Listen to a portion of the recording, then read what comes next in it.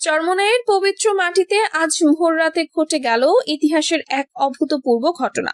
সেনাবাহিনীর যৌথ বাহিনী একটি অত্যন্ত গোপন সাহসী অভিযান চালিয়ে ইসলামী আন্দোলন বাংলাদেশের আমির ও চরমোনাই পীর সৈয়দ মোহাম্মদ রেজাউল করিমের বাসভবন থেকে 400 কোটি টাকারও বেশি নগদ অর্থ, সোনা, রূপা ও বিদেশি মুদ্রা উদ্ধার করেছে।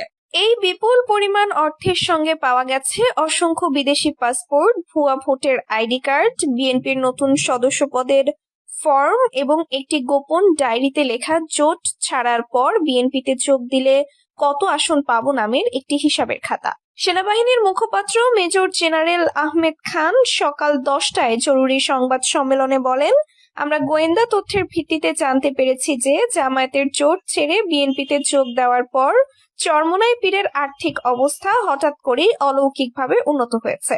নির্বাচনের আগে দেশের স্থিতিশীলতা রক্ষায় এই অভিযান অত্যন্ত জরুরি ছিল। অভিযানে কোনো প্রতিরোধ হয়নি, কারণ পীর সাহেব তখন ফজরের নামাজ শেষ করে তাহাজ্জুদের পর অতিরিক্ত ঘুমাচ্ছিলেন।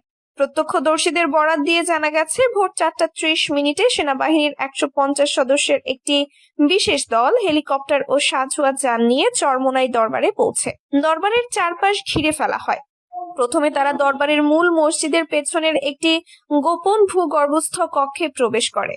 সেখানে পাওয়া যায় 250 কোটি টাকার নতুন নোটের বান্ডিল, যা বিএনপির নির্বাচনী তহবিলের জন্য রাখা হয়েছিল বলে ধারণা করা হচ্ছে। আরেকটি কক্ষ থেকে উদ্ধার হয় 120 কোটি টাকার সমপরিমাণ ডলার, রিয়াল ও দিরহাম। বাকি টাকা বিভিন্ন ব্যাগে ভরা অবস্থায় পাওয়া যায়। কিছু ব্যাগে লেখা ছিল, জামায়াতকে না দিয়ে বিএনপিকে দাও। অভিযানের সময় পীর সাহেবের ব্যক্তিগত সহকারী মাওলানা আব্দুল্লাহ চিৎকার করে বলেন, এটা তো আমাদের জাকাতের টাকা, নির্বাচনে দরিদ্রদের মধ্যে বিতরণ করার জন্য রাখা হয়েছে। কিন্তু সেনা কর্মকর্তা তাকে দেখিয়ে দেন যে জাকাতের টাকা সাধারণত 1000 টাকার নোটে থাকে না, আর তাতে বিএনপির লোগো লাগানো থাকে না। এদিকে চরমোনাই পীর নিজে অভিযানের পর সকাল 9টায় দরবারের বারান্দায় এসে সাংবাদিকদের সামনে দাঁড়ান। তিনি বলেন, এটা একটা ষড়যন্ত্র। আমি তো বিএনপিতে যোগ দেইনি, জামায়াত আমাকে 40 আসন দিতে চায়নি, তাই আমি এককভাবে লড়ছি। এই টাকা আমার মুরিদদের দান। কেউ যদি বিএনপির টাকা বলে তাহলে প্রমাণ করুক।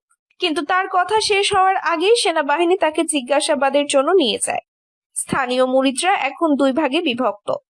একদল বলছে পীর সাহেব নির্দোষ, এটা সরকারের চক্রান্ত। আর একদল ফিসফিস করে বলছে, জোট ছেড়ে বিএনপিতে যাওয়ার পর তো টাকা আসতে শুরু করেছে, কিন্তু এত টাকা কোথায় পেলেন? বিএনপির একজন নেতা বলেন, আমরা তো চরমোনাই পীরকে শুধু একটা প্রস্তাব দিয়েছিলাম, টাকা পয়সার কোনো লেনদেন